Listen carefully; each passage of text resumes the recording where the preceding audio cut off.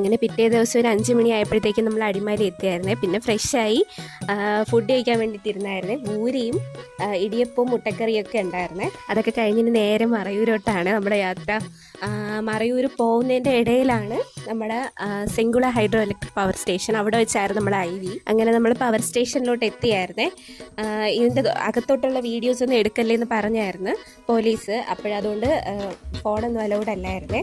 അങ്ങനെ വീഡിയോസ് ഒന്നും എടുക്കാൻ പറ്റിയില്ല. എന്തായാലും അതിൻ്റെ പുറത്ത് അടിപൊളിയായിരുന്നു. ഡാം ഇങ്ങനെ വെള്ളം ഇടുന്ന അടിപൊളി വ്യൂ ആയിരുന്നു കേട്ടോ. അങ്ങനെ ഞാൻ അതൊക്കെ കുറച്ച് ഷൂട്ട് ചെയ്തായിരുന്നു. പിന്നെ നമ്മൾ നേരെ ഇനി മറയൂരോട്ടാണ്. ഇവിടുന്ന് പൊയ്ക്കൊണ്ടിരിക്കുമ്പോഴുള്ള വ്യൂ ഒക്കെ അടിപൊളിയായിരുന്നു. നല്ല ക്ലൈമറ്റ് ആയിരുന്നു, നല്ല തണുപ്പുണ്ടായിരുന്നു. ഞാൻ ഇതിന് മുന്നേ ഒറ്റൊരു വട്ടം വന്നിട്ടുള്ള മൂന്നാർ, അതുകൊണ്ട് എനിക്ക് ഭയങ്കര ക്രൈസ് ആയിരുന്നു. നമ്മുടെ കണ്ണത്തതൊരു അത്രയും തേയിലത്തോട്ടായിരുന്നേ. അടിപൊളി വ്യൂ ആയിരുന്നേ. അങ്ങനെ നമ്മൾ മറയൂരെത്തി. ഫുഡൊക്കെ കഴിച്ചിട്ട് ട്രക്കിങ്ങിനാണ് പോയത്. ട്രക്കിംഗ് അടിപൊളിയായിരുന്നു. എൻ്റെ വീഡിയോ ഒന്നും എടുക്കാൻ പറ്റിയില്ലേ.